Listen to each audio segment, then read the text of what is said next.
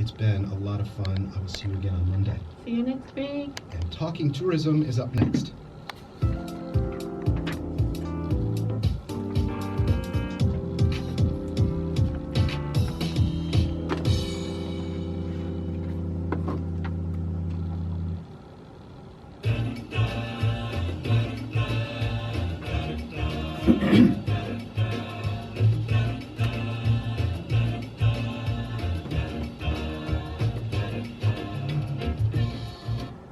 This is Koreascape on TBS EFM 101.3 megahertz in Seoul and surrounding areas.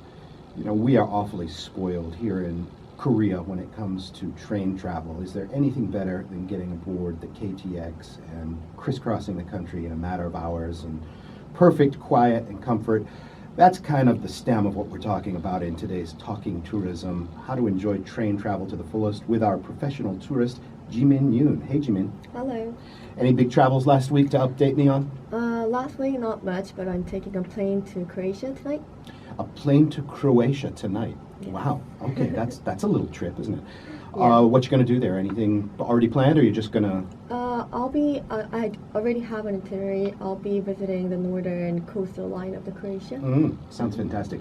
It's really nice to hear because not too long ago some really awful things were happening in that country, and to hear that things have normalized to the extent that you can just go and plan a trip on your own is great.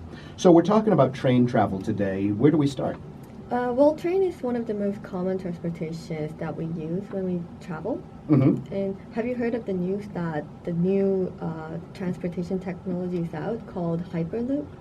Hyperloop, is that an improvement on the existing KTX or something totally new? Yeah, it's like a super speed train which moves nearly at supersonic speed. Oh my God. It can travel from Seoul to Busan in 16 minutes. Come on. It's like the future transportation. Come on, I can't even get to Gangnam in 16 minutes. Give me a break. Well, that's Seoul to like, Busan. Yeah, that's more advanced train. But today I'll be talking about the traditional train that we always go and ride and enjoy the view. Okay.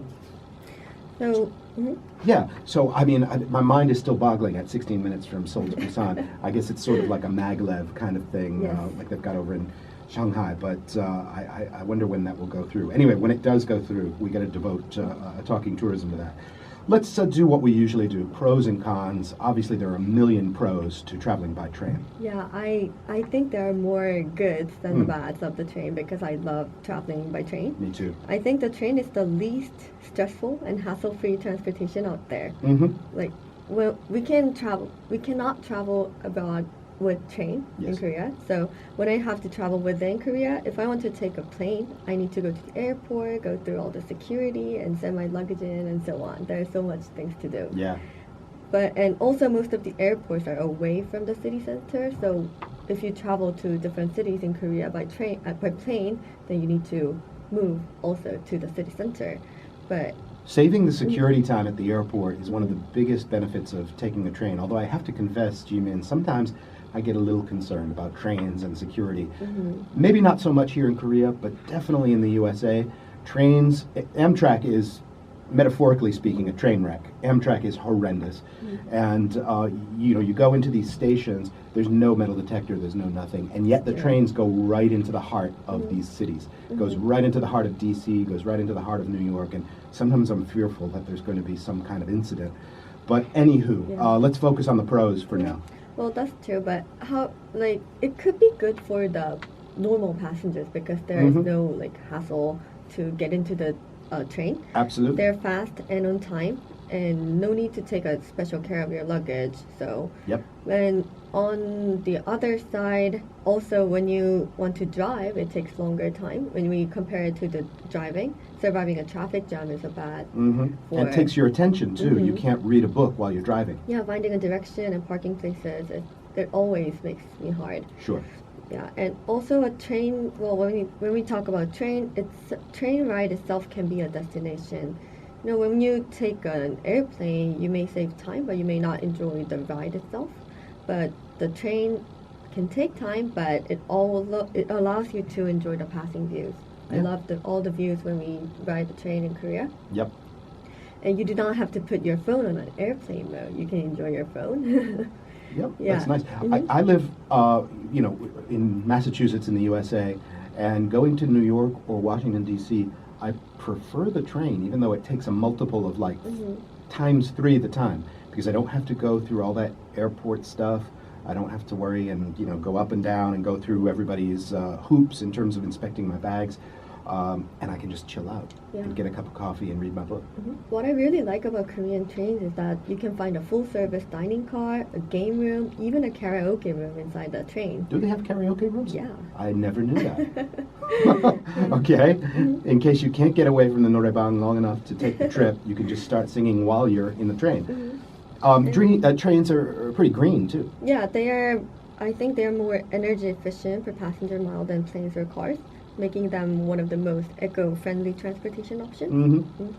And the relative energy efficiency of train makes that the price of the train ticket is less vulnerable to increasing the fuel prices, making train fares more stable in the case of unstable economy. Yeah, that's an interesting point. Whereas the fluctuations in a tank of gas is really going to affect how much you spend driving to, say, Busan. Your train ticket prices are going to stay relatively stable. Plane, too.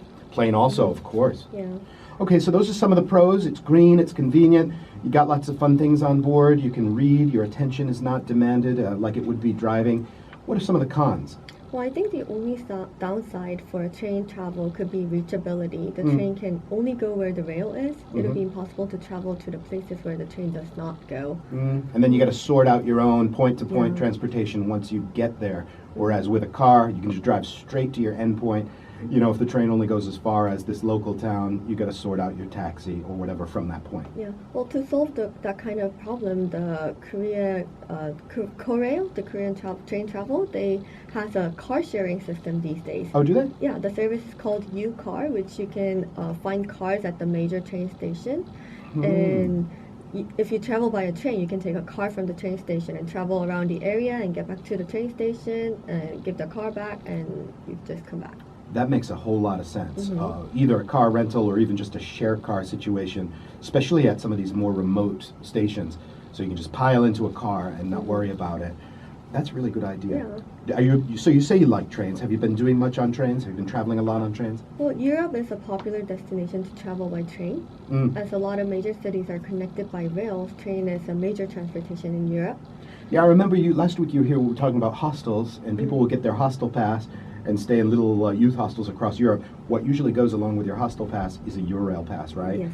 And you have those two things, you're pretty much flexible on just crisscrossing Europe. When we say a Eurail pass, it's just a travel document that entitles you to travel on European trains in a specific geographic area for a specific number of the days. Yep. So people choose from different types of rail passes depending on their travel itinerary. It's an important distinction. It's not the actual ticket itself, but it gives you the right to go to the ticket window. And if the train isn't packed up and full already with reservations, they'll say, oh, okay, here's a ticket. Yeah. And it's more or less free for most of the travel that you intend. The most used pass would be called the Eurail Global Pass. For a lot of backpackers use that with the hostel pass, as you said. It's valid for unlimited train travel during the whole duration of the pass validity period. So, yes. For example, if you have a 15-day Eurail Global Pass, it's just you can travel for 15 consecutive days with unlimited rides of train. Consecutive is the operative word in that sentence. Once you start the meter going, yes. 15 days later the Eurail Pass is dead. Even though you don't ride. Even though you don't ride, one day has passed. There you go. Yes. So yeah, Europe is the most popular destination for train. And other experience I have done is in India. Did you ride the train in India? Yes.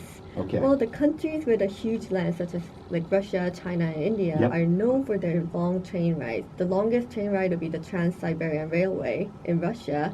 It takes about a week or so travel from the Vladivostok to Moscow. So, sure. But the longest train ride I have experienced would be in India, as I said. I can completely relate to that. Yeah, India is a big country, and the train is also a major transportation. I took a 14-hour train ride, which I could only find a standing ticket. So I stood for 14 hours? Well, I'd sit on the, like an empty box that was put on a small space between the cars. But I was like wandering around to find a seat always for the 14 hours. Wow. It's nice if there's ticket availability in India is always a problem. It's a crowded country. But if you can get one of those nice sleeping cars, they're not Yeah. too expensive, and a guy will come in with your tea and with a nice meal a couple of times. I once took a train from West Bengal to Delhi, which arrived 18 hours late. Yeah, but it's not really their fault. It was there was very foggy, and they don't want to run into a cow or a bull, which they allow to run free in there. Yeah. Let's touch briefly upon Korea. What are the train options here in Korea? Well, in Korea, we also have a rail pass. Nailo is a rail pass for young people aging under 25. The ticket is issued twice a year, in summer and in winter for vacation for the university students. And with a Nailo pass, you can use any type of trains in Korea except KTX, the high-speed train. Mm-hmm. They have 5 days and 7 days ticket where you can take unlimited rides, just same as the URail. Okay, so that's a big exception. No KTX. That means you're going to have to budget a lot more time on the Mugunghwa trains. Those are like 6 to 8 times more travel time than the KTX. Well, I traveled with Nailo last year in summer as they increased the age limit to 28 for once. Mm-hmm. It was really fun. It was fun to take a slow ride between the cities. And they have special events at each train station to attract more visitors. Cool. Like giving gifts and having tour programs and discounts. Yeah, some of the smaller destinations, I imagine, would be competing for your attention that way and trying to kind of woo you. This pass, this Eurail equivalent pass, is it just for young people? Well, there's another pass that's available for people who are over 18. It's called Hanaro ticket. Mm-hmm. It's similar as the Nailo ticket, but you can buy it anytime. And the ticket is for 3 days, but... Well, that sounds real good. So, and you don't have to buy it abroad. You can buy, like I could buy it here in Korea. Yes. Oh, that sounds exciting. I may do that at some point if I get 3 days back to back and I just want to train hop for a few days. Train in Korea is one of the best parts of living here, and that's Talking Tourism for today. Jimin, thank you so much for coming in. Thank you. And Koreascape returns right after this.